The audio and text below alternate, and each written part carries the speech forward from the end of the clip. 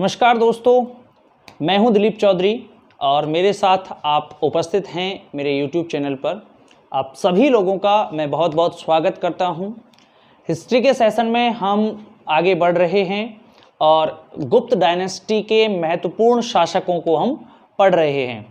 गुप्त डायनेस्टी एक भारतीय इतिहास में इनका जो टाइमिंग था उसे स्वर्णकाल कहा जाता है, पहले भी मैं बताया हुआ हूँ। और पिछले जो हमारे लेक्चर्स रहे उनमें भी हमने गुप्त डायनेस्टी के कुछ शासकों को बता दिया था और चंद्रगुप्त द्वितीय तक हम पहुंच गए थे।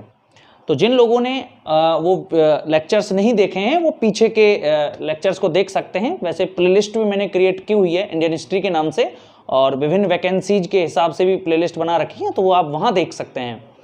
तो गुप्त राजवंश हम पढ़ रहे हैं जिनके समय को भारतीय इतिहास का स्वर्ण काल कहते हैं और इनके पहले का जो समय है उसे भारतीय इतिहास का अंधकार युग कहते हैं, क्योंकि विभिन्न विदेशी आक्रमणकारियों के आक्रमण के कारण जो है इनकी जानकारी नहीं मिलती है। गुप्तों के बाद, गुप्तों का जैसे ही पतन होगा तो भी विदेशी आक्रमण करते आएंगे भारत पर, ठीक है। तो अभी जो गुप्त डायनेस्टी है वो विरोध करेगी ससेनियन शासकों का, ईरान के ससेनियन शासकों को रोकेगा। समुद्रगुप्त जो रोक चुके हैं, उसके बाद चंद्रगुप्त द्वितीय, फिर अब उनके बेटे शासन करेंगे। अब उनका क्या रोल रहता है भारत को के अस्तित्व को बचाने में, भारत के जो पश्चिमोत्तर भारत है वहां से आक्रमणकारियों को प्रतिरोध देने में, और हमारे स्थानीय शासकों का क्या रोल रहता है गुप्त डायनेस्टी को कमजोर करने में, वो आज हम पढ़ने वाले हैं। चंद्रगुप्त द्वितीय जो विक्रमादित्य के नाम से जाने गए, जिनके दरबार में नवरत्न रहा करते थे, वो एक महत्वपूर्ण शासक रहे जिन्होंने विक्रमादित्य की उपाधि धारण की। उनके चले जाने के बाद उनका एक बेटा था जिसका नाम था कुमारगुप्त, और उनका कुमारगुप्त का एक भाई भी था जिसका नाम था गोविंदगुप्त। कुमारगुप्त और गोविंदगुप्त दोनों बराबर के टक्कर के राजकुमार थे और उत्तराधिकारी बनाया गया कुमारगुप्त को। तो संभवतया इस गोविंदगुप्त ने जो है उत्तराधिकार के लिए संघर्ष किया कुमारगुप्त के साथ और संभवतया ये पराजित हुआ, और पराजित होने के बाद ये वशाड़ जो वर्तमान में वैशाली उत्तर प्रदेश में मध्य आपके बिहार में पड़ती है, वशाड़ वैशाली बिहार, वहां पे ये शासन करने लगा। वहां का एक राज्यपाल बना दिया गया। किसके टाइमिंग में? कुमारगुप्त के टाइमिंग में। तो अभी हम जो पढ़ने वाले हैं वो पहला राजा आएगा कुमारगुप्त, जिसे सक्रादित्य या महेंद्रादित्य के नाम से जाना जाएगा। और उस कुमारगुप्त के बाद शासक बनेगा स्कंदगुप्त। स्कंदगुप्त का भी अपने भाई पुरुगुप्त के साथ संघर्ष होगा और उस उत्तराधिकार संघर्ष में स्कंदगुप्त विजित रहेगा, और विजित होने के बाद इसने हूणों को पराजित करेगा और एक पुष्यमित्र जाति को ये पहले पराजित करता है अपने पिता के समय ही। तो इसको एक उपाधि मिल जाती है विक्रमादित्य की। जैसे इसके दादा चंद्रगुप्त द्वितीय के पास उपाधि थी विक्रमादित्य, वही सेम उपाधि स्कंदगुप्त को भी मिलती है। और एक स्कंदगुप्त एक बढ़िया शासक रहता है, एक गुप्त डायनेस्टी को जो है चरम पर लेके जाता है। वही स्थिति चंद्रगुप्त द्वितीय की जो रही वही स्कंदगुप्त की भी रही, यानी स्कंदगुप्त एक अच्छा शासक रहा जिसने अपने विरोधियों को क्रमशः पराजित किया। कुमारगुप्त से कहें हम थोड़ा सा तो स्कंदगुप्त एक और पावरफुल शासक रहा, एक अपडेट वर्जन था कुमारगुप्त का, क्योंकि उसका बेटा था तो उसमें जो लक्षण थे वो अपने दादाओं के थे, समुद्रगुप्त के थे, चंद्रगुप्त द्वितीय जैसे थे। तो वो अपने साम्राज्य का प्रसार करेगा और जो आक्रमणकारी है उनको अंदर नहीं आने देगा भारत में। तो ये हम पढ़ने वाले हैं। तो सबसे पहला जो हमारा शासक आएगा वो है कुमारगुप्त। चंद्रगुप्त द्वितीय का जैसे कि शासनकाल रहा था 375 से 415, तो 415 से 455 तक लगभग 40 वर्ष तक शासन करेगा कुमारगुप्त, जिसका अपने भाई गोविंदगुप्त के साथ उत्तराधिकार के लिए संघर्ष होगा। फिर गोविंदगुप्त को वशाड़ जो वर्तमान में वैशाली में वहां का क्या बना दिया जाएगा, राज्यपाल बना दिया जाएगा, ठीक है। तो कुमारगुप्त अब शासक बनेंगे। कुमारगुप्त का जो टाइमिंग रहा उस टाइमिंग में ज्यादा इन्हें युद्धों का, या मैं कह सकता हूं ज्यादा इन्हें संघर्ष करने की आवश्यकता नहीं पड़ी। कुमारगुप्त का टाइम शांति का समय था। कुमारगुप्त जिसका एक टाइटल रहा, इसके टाइटल का नाम था सक्रादित्य। कुमारगुप्त का टाइटल था सक्रादित्य, ये इसकी उपाधि थी। इसके अलावा इसका एक और नाम था महेंद्रादित्य। इसके अलावा महेंद्र और श्री महेंद्र, ये इसकी उपाधियां रही थी। किसकी? कुमारगुप्त की। इसका शासनकाल की अगर मैं बात करूं तो 415 से 455 तक इसका शासनकाल रहा। ठीक है, और इस कुमारगुप्त के टाइमिंग में मैं बता रहा था जैसे कि शांति रही, और इसके शासन के अंतिम समय में एक विदेशी जाति भारत पर आक्रमण करती है जिसका नाम था इसके शासन के अंतिम समय में हमारे एक स्थानीय स्कंदगुप्त के समय करेगी विदेशी जाति, स्थानीय एक जाति थी जिसका नाम था पुष्यमित्र। ये पुष्यमित्र जाति जो है आक्रमण करती है। ये संभवतः ये जो पुष्यमित्र जाति थी ये मेकल क्षेत्र की थी। मेकल क्षेत्र जो कहां पड़ता है? नर्मदा नदी के आसपास। तो नर्मदा के आसपास के क्षेत्रों में जाति रहा करती थी पुष्यमित्र, और ये इसके अंतिम समय में, कुमारगुप्त के अंतिम समय में आक्रमण करती है।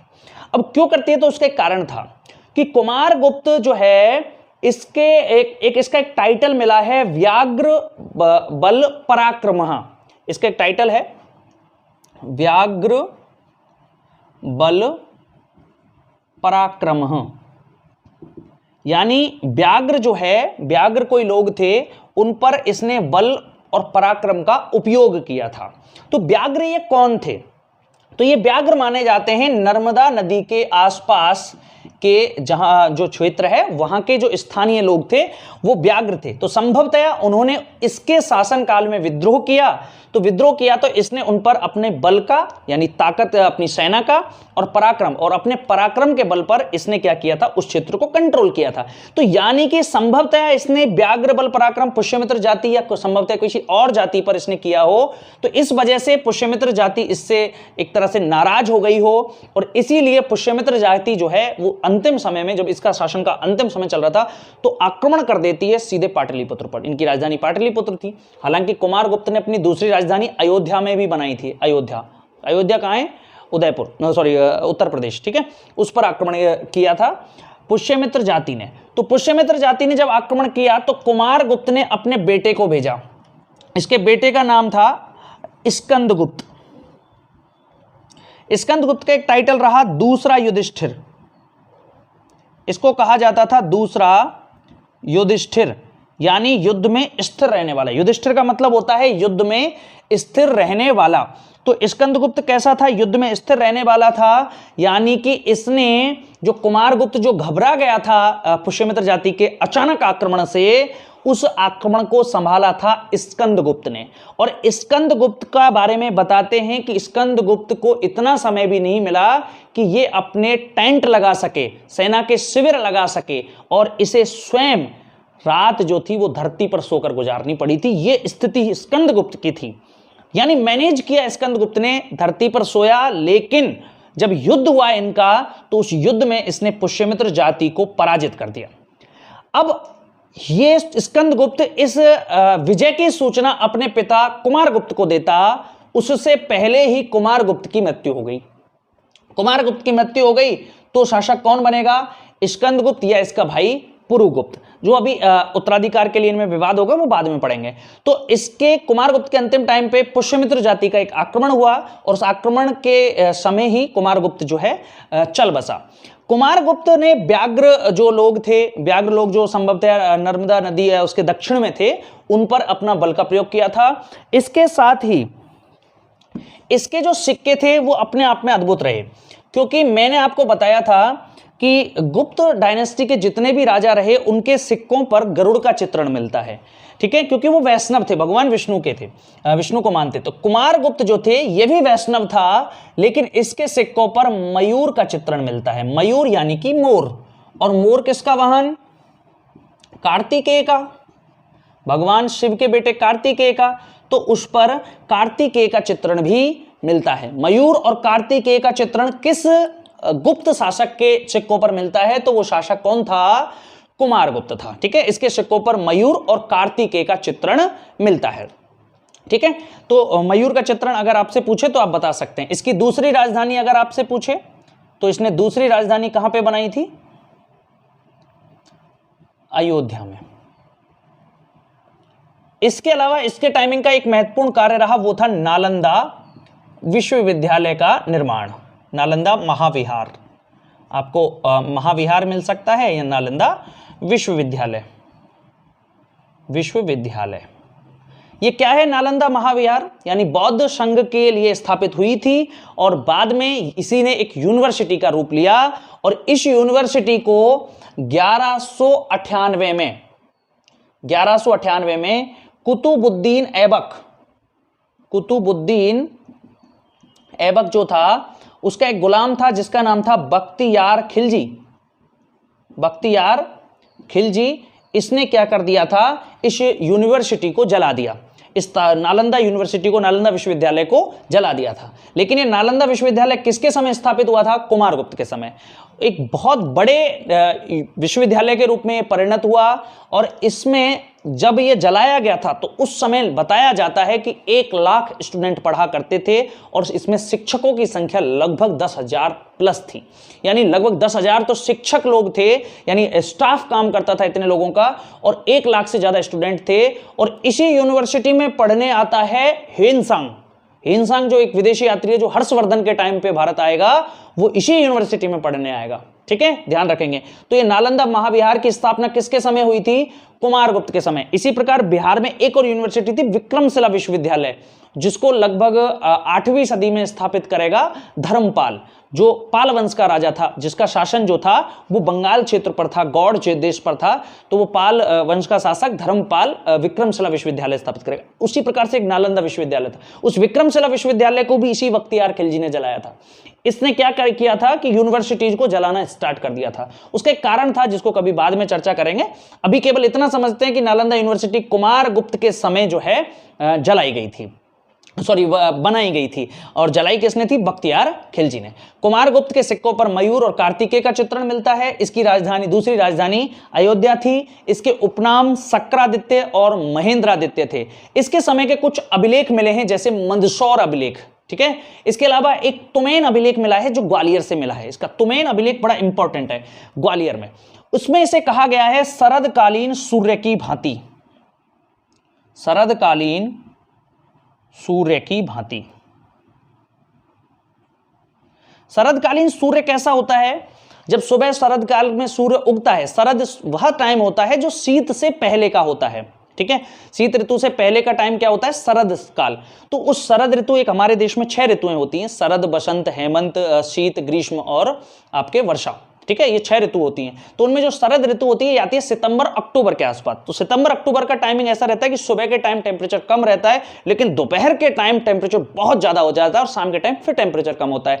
तो ये शरद काल में जो सूर्य होता है वो कैसा होता है? यानी शरद काल में जो सूर्य का जो व्यवहार होता है कि दिन के समय बहुत तेज और बाकी ठंडा, तो उसी प्रकार से कुमारगुप्त का भी यही सीन था। कुमारगुप्त का सीन ये था कि ये अपने विरोधियों के प्रति जो इसे ज्यादा लाइटली लेते थे, तो उन पर ये तेजी से प्रहार करता था, और जो लोग इसकी बात मान लेते थे तो उन्हें ये शांति के साथ निपटा देता था। ठीक है, तो ये इसका सीन रहा था, शरदकालीन सूर्य की भांति। किस अभिलेख में कहा गया है कुमारगुप्त को? तो आपको जवाब देना है तुमैन अभिलेख, जो कहां से मिला है? ग्वालियर से मिला है। ठीक है, इसके अलावा इसका एक मंदसौर अभिलेख मिला। उस मंदसौर अभिलेख का जो लिखने वाला था, जो उसका प्रशस्तिकार था, उसका नाम था वत्स भट्टी नाम के इसके राज कवि ने इस मंदसौर अभिलेख को लिखा था। तो मंदसौर अभिलेख का संबंध किससे है? तो मंदसौर अभिलेख का संबंध किससे है? कुमारगुप्त से। कुमारगुप्त का टाइमिंग जो रहा उसमें ज्यादा आक्रमण और ज्यादा युद्ध इसके नहीं हुए, और मैं ये कहूंगा कि इसने अपने पिता और दादा के द्वारा बनाए हुए साम्राज्य को सुरक्षित बनाए रखा। ठीक है, इसने अपने पिता और दादा के साम्राज्य को कैसे बनाए रखा? सुरक्षित बनाए रखा, सेफली इसने शासन किया, और इसे ज्यादा जो है संघर्ष करने की आवश्यकता कुमारगुप्त को नहीं पड़ी। लेकिन इसके अंतिम टाइम पर जो पुष्यमित्र जाति का आक्रमण हुआ, तो उससे मगध की जो राजलक्ष्मी थी वो विचलित हुई। ठीक है, और उसको संभाला फिर किसने? स्कंदगुप्त ने। तो स्कंदगुप्त के सिक्के जो हैं, अब थोड़ा समझिए, स्कंदगुप्त जो है इसके जो सिक्के हैं, उन सिक्कों पर एक तरफ तो लक्ष्मी का चित्र है और एक तरफ राजा का चित्र है, और उस चित्र में लक्ष्मी राजा को कुछ दे रही है। तो उससे इतिहासकार ये कहते हैं कि लक्ष्मी ने स्वयं राजा का वर्ण किया, यानी जो राजलक्ष्मी थी मगध की, यानी कि जो राजवंश था, या मैं कह सकता हूं जो साम्राज्य था, उस साम्राज्य ने राजा को स्वयं बनाया था।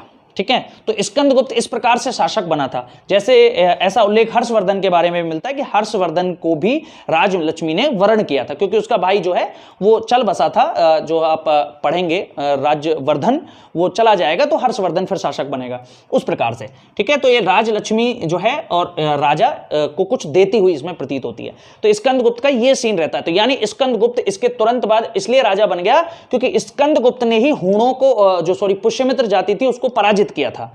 तो युद्ध में स्थिर होने के कारण एक मजबूत व्यक्ति था, तो इसलिए इसको राजा बना दिया गया। क्योंकि उस टाइम पे कंडीशन ऐसी थी कि पश्चिम में हूण जो थे वो बहुत ताकतवर हो गए थे। हूण कौन थे मैं थोड़ा समझाऊंगा। अभी थोड़ा सा ये समझ लेते कि कुमारगुप्त जो था, इस कुमारगुप्त के समय शासन कौन कौन कर रहे थे। तो कुमारगुप्त के समय मैंने बताया बशाड़ या वैशाली में इसका भाई गोविंदगुप्त शासन कर रहा था। इसके अलावा जो ये आपका पूर्वी मालवा क्षेत्र था, यहां घटोत्कच गुप्त नाम का एक व्यक्ति शासन करता। पूर्वी मालवा जो क्षेत्र था वहां घटोत्कच नामक व्यक्ति शासन कर रहा था। पश्चिमी मालवा क्षेत्र में बंधु वर्मा शासन कर रहा था। और आपके जो बचेगा ये मेकल जो क्षेत्र है, यहां पे पुष्यमित्र जाति थी जिसको मिटा दिया गया। और इसके अलावा जो अवध क्षेत्र था वहां पे पृथ्वीसेन जो था वो शासन कर रहा था। तो पृथ्वीसेन का शासन कहां था? अवध क्षेत्र पर। ठीक है, और ये एक काफी पॉपुलर व्यक्ति था पृथ्वीसेन उस समय का। ठीक है, तो ये इधर बंधु वर्मा था पश्चिमी मालवा में, और पूर्वी मालवा में घटोत्कच, और पृथ्वीसेन अवध में शासन कर रहा था। और बशाड़ में कौन शासन कर रहा था? इसका खुद का भाई शासन कर रहा था। ठीक है, तो ये जो है कुमारगुप्त का ये सीन जो है हम क्लियर कर देते हैं। तो कुमारगुप्त जो है वो ज्यादा इंपॉर्टेंट नहीं था गुप्त डायनेस्टी में, क्योंकि कुमारगुप्त जो है उसको किसी के साथ संघर्ष नहीं करना पड़ा। तो इसके तुरंत बाद जो हम पढ़ेंगे वो रहेगा स्कंदगुप्त। स्कंदगुप्त का शासनकाल रहेगा 455 से और 467 ईस्वी। 455 से लेकर के 467 ईस्वी तक स्कंदगुप्त शासन करता है। स्कंदगुप्त की कुछ उपाधियां थी, जैसे विक्रमादित्य, इसके अलावा क्रमादित्य, इसके अलावा दूसरा युधिष्ठिर,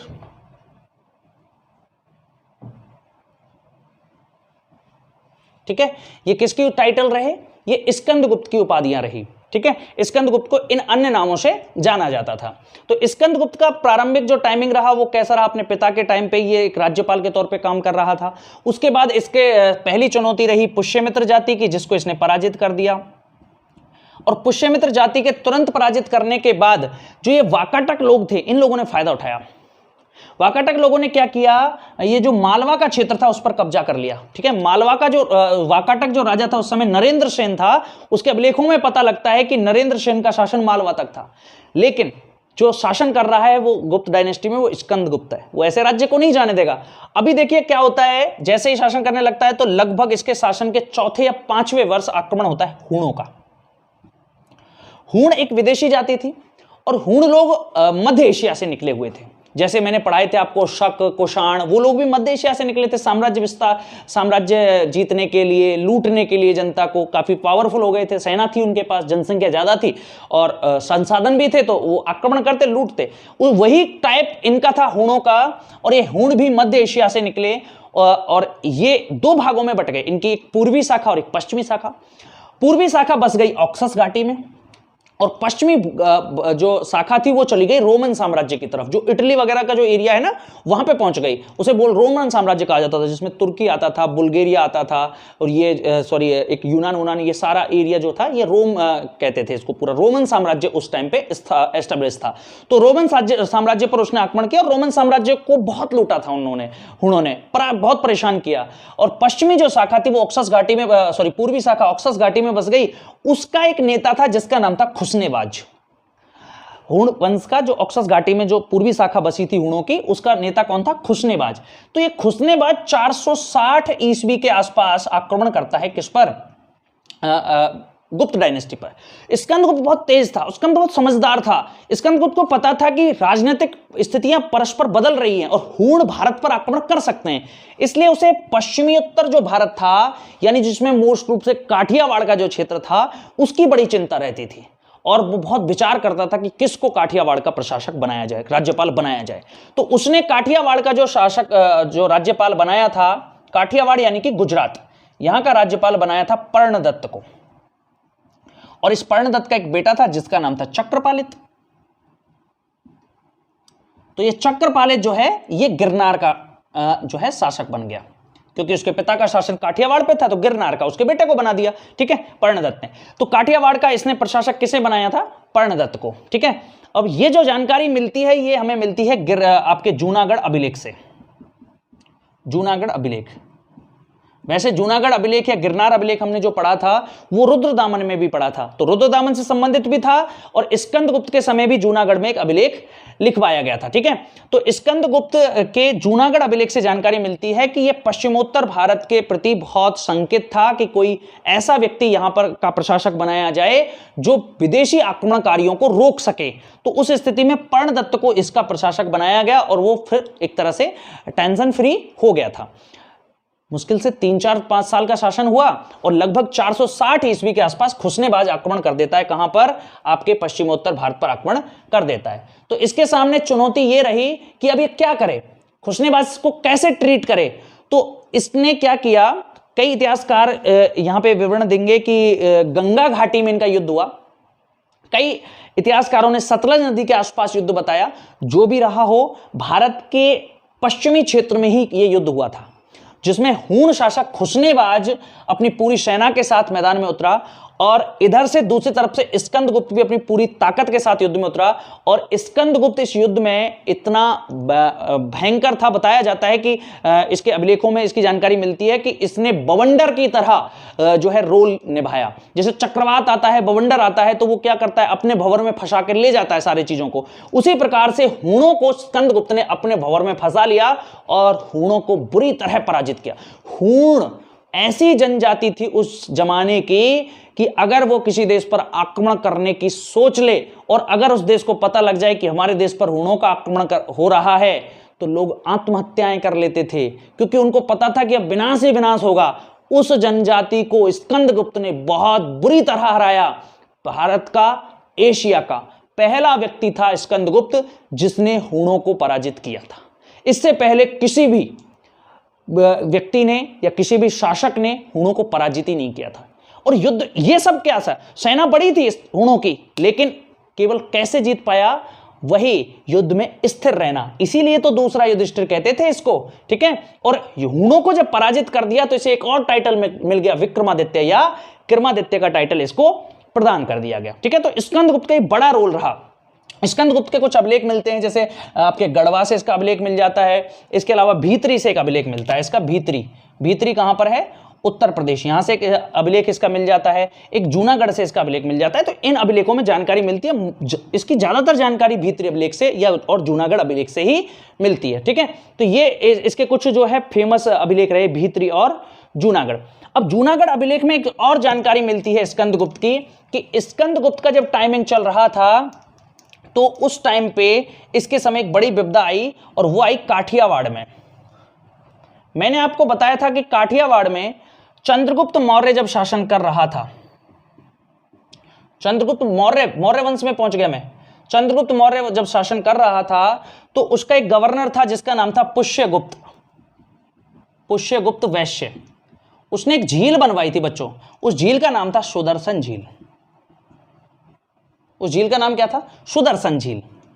ये सुदर्शन झील कहां पे है? गुजरात में। ठीक है, उस टाइम पे भी गुजरात में थी, गिरनार के आसपास।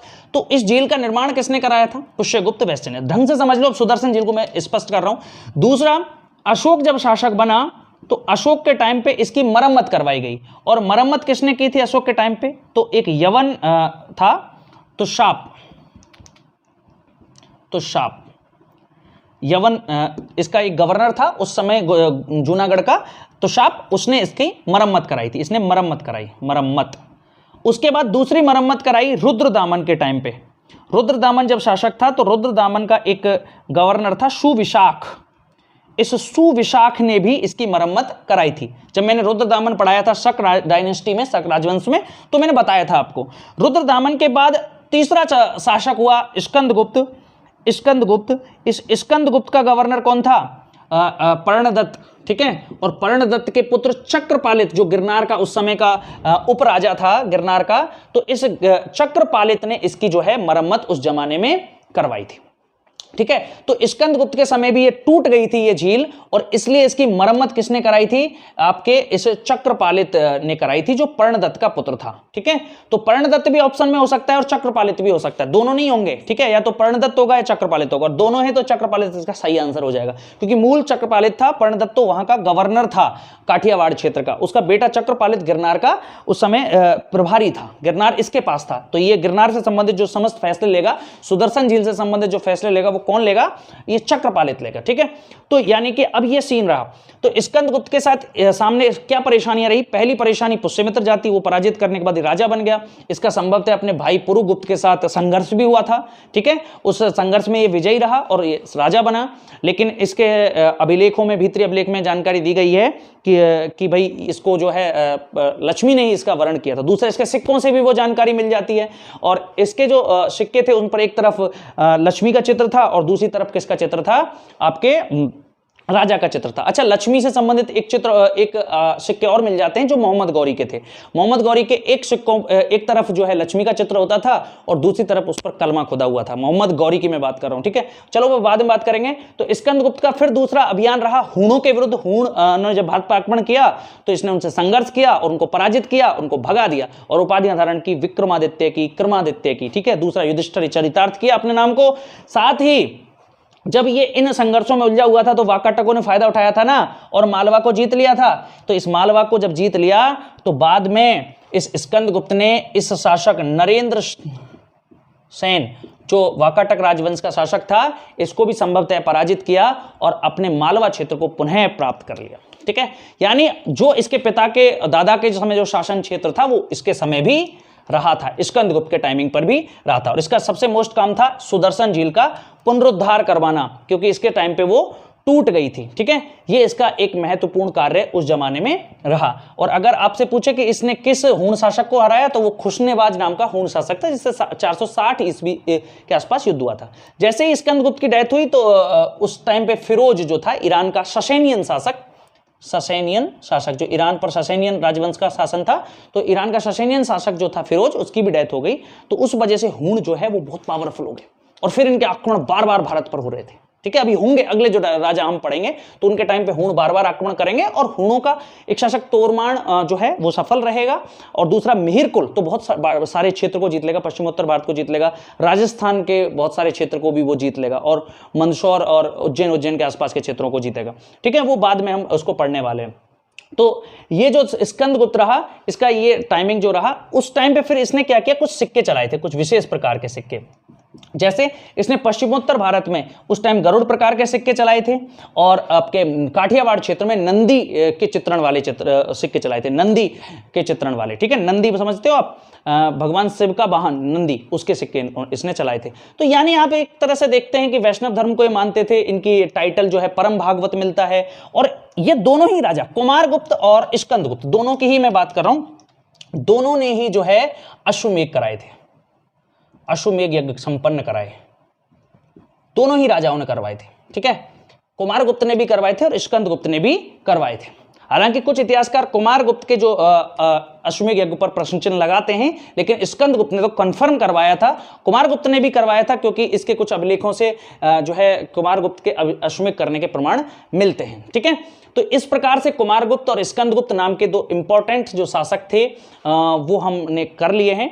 स्कंदगुप्त के बाद जो राजा बनेगा वो इसका बड़ा भाई पुरुगुप्त शासक बनेगा, पुरुगुप्त। और ये 467 से लेकर और 476 ईस्वी तक शासन करेगा।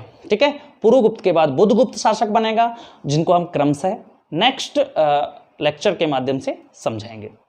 चलिए, तो आज के इस लेक्चर में मैं इतना ही करूंगा, और नेक्स्ट जो लेक्चर हमारा कल के तारीख पे 9 बजे अपलोड होने वाला है, तो उसके लिए आप पहले से प्रिपेयर रहें और ज़्यादा से ज़्यादा आप इस लेक्चर को शेयर करिए, जिससे कि ये ज़्यादा से ज़्यादा लोगों तक पहुँचे।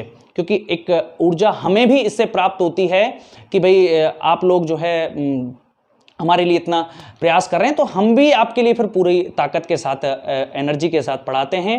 और जैसा कि बात है कि प्रश्नोत्तरी की, तो प्रश्नोत्तरी में मैं थोड़ा सा आगे बढ़ूंगा। अभी उसको जैसे शनिवार और रविवार, सैटरडे एंड संडे दोनों दिनों में प्रश्नोत्तरी भी डालूंगा, लेकिन अब की बार प्रश्नोत्तरी कुछ अलग टाइप की होगी। जैसे कि पिछले क्लासों में जैसे हम प्रश्नोत्तरी डालते थे तो उस प्रश्नोत्तरी में क्या होता था, प्रश्न जो था वो स्पष्ट नहीं दिखता था। अब इतना समय नहीं लगेगा और प्रश्न आपको बिल्कुल स्पष्ट दिखेगा, और एक ही क्लास में मैं आपके प्रश्नों की संख्या भी बढ़ा दूंगा, यानी ज्यादा प्रश्न एक ही क्लास में होंगे। ठीक है, तो उससे क्या रहेगा, आपको एक फायदा रहेगा। फायदा यह रहेगा कि ज्यादा प्रश्न जब एक ही क्लास में होंगे तो आपको एक कम समय में ज्यादा मटेरियल प्राप्त हो जाएगा, तो वो आपके लिए एक एक्स्ट्रा बेनिफिट उसका रहेगा। जैसे कि अभी हम गुप्त जैसे पढ़ रहे हैं तो गुप्तों की एक अंतिम क्लास रहेगी। अब इसके बाद एक और क्लास है गुप्त डायनेस्टी की, उसके बाद फिर हम वाकाटक डायनेस्टी पढ़ेंगे और दक्षिण भारत के एक आध छोटे मोटे राजवंशों को समझ लेंगे। फिर हम सीधे पहुंचेंगे हर्षवर्धन पे, जो एक इंपॉर्टेंट शासक रहेगा, जो वर्धन वंश का शासक बनेगा। वर्धन डायनेस्टी या पुष्य भूति वंश कहेंगे हम उसे, और ये थानेश्वर से निकलेगा। थानेश्वर जो हरियाणा में है वहां से ये डायनेस्टी निकलेगी, और हर्षवर्धन एक ताकतवर शासक रहेगा जो संपूर्ण उत्तर भारत को जीतेगा। और उसी टाइम पे दक्षिण भारत में एक राजवंश उदय होगा जिसका नाम चालुक्य वंश होगा, और उस चालुक्य वंश को जो है अपदस्थ करेगा दंती दुर्ग, और दंती दुर्ग फिर राष्ट्रकूट राजवंश की स्थापना करेगा। उस राष्ट्रकूट राजवंश यहां पे स्थापित होगा तो इधर पाल वंश स्थापित हो जाएगा, और पश्चिमोत्तर भारत में स्थापित हो जाएगा उस समय गुर्जर प्रतिहार राजवंश। तो इन तीनों में मध्य भारत यानी कन्नौज, मध्य भारत में एक कन्नौज नामक एक केंद्र था, उसे प्राप्त करने के लिए लगातार संघर्ष होगा, और उस संघर्ष में अंतिम रूप से गुर्जर प्रतिहार जो थे, वो राजस्थान के जो शासक थे, वो सफल होंगे।